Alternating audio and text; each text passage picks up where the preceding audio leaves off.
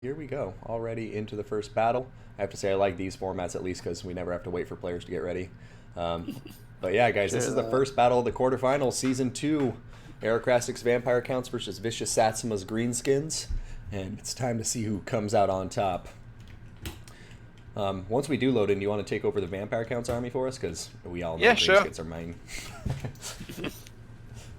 You is the git. I am the Git, man.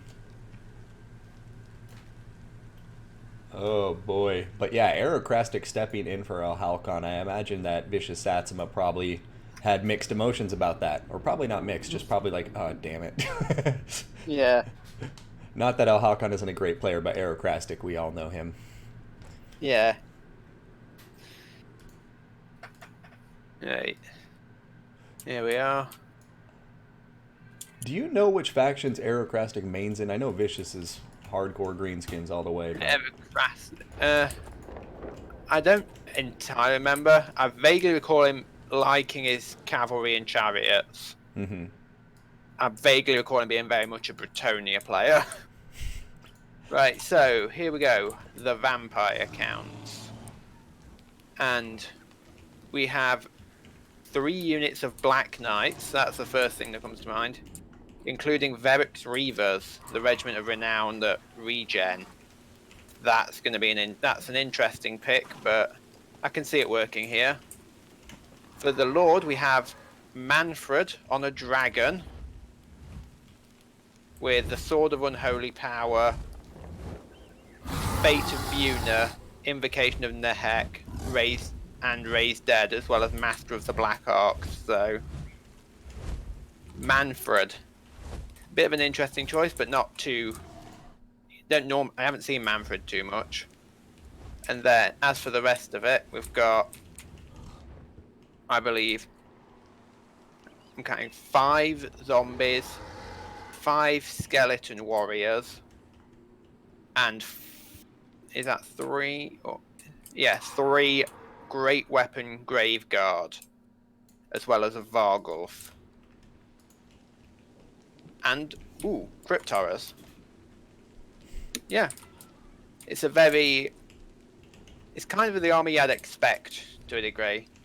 yeah. I think I was expecting maybe a little more cavalry or a little more monstrous, but yeah, it's a solid army for what you'd expect from a Greenskins. They're going to struggle with a Vargulf. hmm The cavalry's going to be extremely rough, especially the regenerating ones.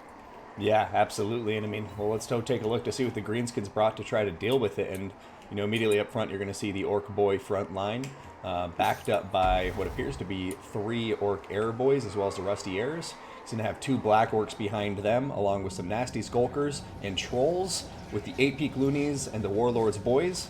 He's then going to have some Forest Goblin Spider Riders and the Durkat Squigs on the left flank. And then for the leadership, looks like we're going to have a Goblin Big Boss on top of a Wolf and Naked. Other than that, Night Goblin Shaman over here with the Wand of Jet and Vindictive Glare. And then we're going to have Wurzag, the Great Green Prophet, dancing on foot like the badass he is. And he is going to have with him Effigy to Get, Wa, Fist of Gork, Gaze of Mork, Bonewood Staff, and the War Paint of Wurzag. So, guess we'll see how this breaks down, but I am agreeing with you. I do very much worry about the cavalry play from the vampire counts and how the Greenskins are going to counter with that. They don't have a ton of mass in this army. Yeah, there isn't too much there. Potentially the Spider Riders could pose a bit of an issue, could be a bit of an annoyance for them, because poison, they're faster, I believe. Yeah. But they're not. But they need something to get in there and kill, and the cavalry massively outnumbers that. Yep. Yeah, here we go. They're moving in. I want to see how this shaman rolls though, because I get the feeling that the shaman's going to end up being pivotal. Absolutely. There's a vindictive glare that just kind of bounced off Manfred. Yeah, doing not the most damage there. I mean, Yeah. in terms of targeting for Vindictive Glare, do you agree? Shoot Manfred or go for the lower armored target of like the Vargulf? Maybe I think Manfred. I don't know. They're both have their perks, but Manfred, it's a bit easier to hit him for one because he's up rather than having to try and arc it over, and the accuracy is not brilliant. That was a vicious breath. Sorry to interrupt. I'm not sure if you saw that. Those arrow boys are gone. Absolutely. Trolls diving in on top of the Black Knights, and I like that pick. The Trolls with the mass are going to be really important to try to counter this cavalry play. I'm still wondering what this entire left flank of Squig Hopper, Night Goblin, Squig Hoppers and other stuff is just doing, standing around during war. Yeah, not doing much during that war. Yeah, like it's got half his melee around the back just standing while war's going, while his archers are engaged in melee. I'm not entirely sure what's going on here, but... Well, I do want to point out, though, like, the great weapons in the center are nearly dead, and he's done a lot of damage to the Black Knights, but... Yeah, I do agree that it's weird that some of these archers are still up there in combat, but somehow they seem to be winning out. Oh, that was a Gaze of Mork, I believe, just popping in, trying to chip down Manfred. Yeah, I do believe we're going to see a lot of that, the Gaze and Mork Vindictive Glare combo just on top of Manfred the whole game. Yeah, it's just going to be trying to pick away, trying to get Manfred down, because Manfred counts for a lot of this army. Absolutely.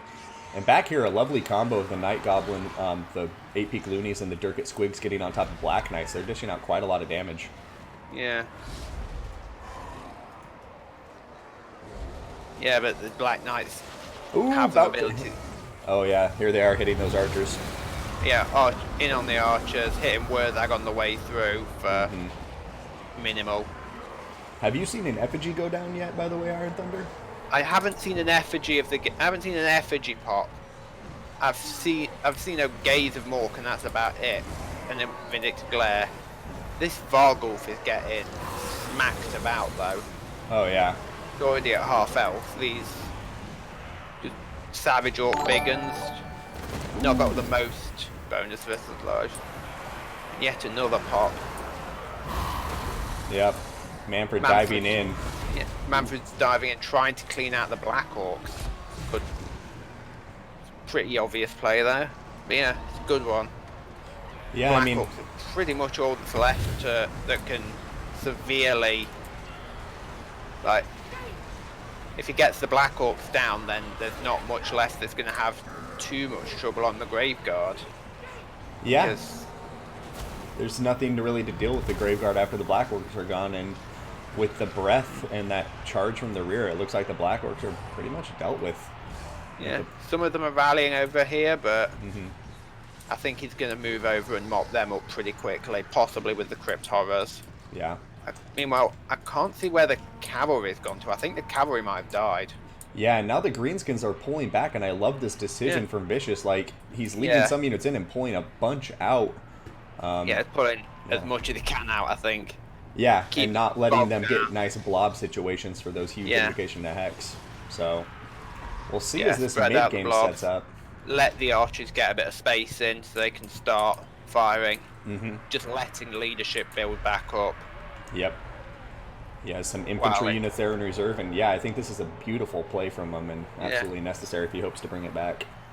Yeah, especially because the cavalry's gone as well. I thought the Black Knights would have lasted a little longer, but I just missed them going down entirely. Yeah. And now, if the cavalry was around, then they'd have been able to probably stop that. Yeah. Just keep them all running.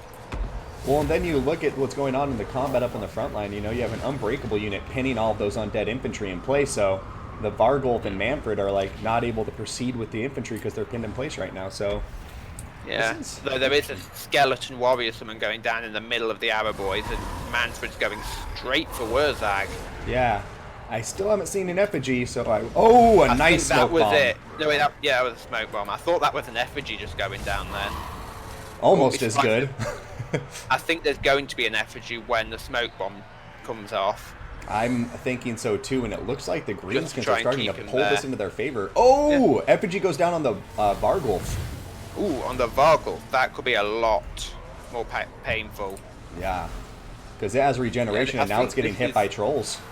Yeah, Manfred's pulling back into the air, but heal caps on screen, and the counts just don't have too much. They've got summoned zombies and skeletons. The Vargulf's on its way out, and most of its regular army is crumbling. These Grave Guard with great weapons are crumbling. Manfred's the only thing left that isn't summoned with any kind of health. I think it's very much in the Greenskins' favour at this point. Yeah. There goes the summons, there goes the black, and there's army losses, yeah. Yeah, there's army losses, and Manfred's going to start crumbling out. GG. A great game. Yeah. I thought the Vampire Cows had that for a while there, but a really good pullback in the mid game. Sorry, what was that, bud? Same, like, I didn't think, especially after the earlier engagements, when he popped the war and half his army was just stood around doing nothing, I thought it was going to go I thought the Counts would be able to capitalise and take it from there, but he got back. Oh, Christ, look at the Warlords boys there. Yeah. 253 kills. That's absolutely insane. Legendary performance.